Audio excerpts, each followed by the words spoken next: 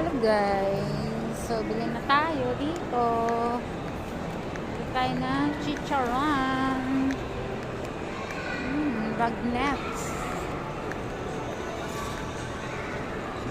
pazoy.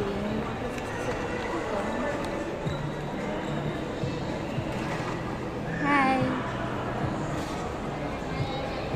Butcheron. So bilhin na tayo ng butcheron. How much ba yung ganito mo?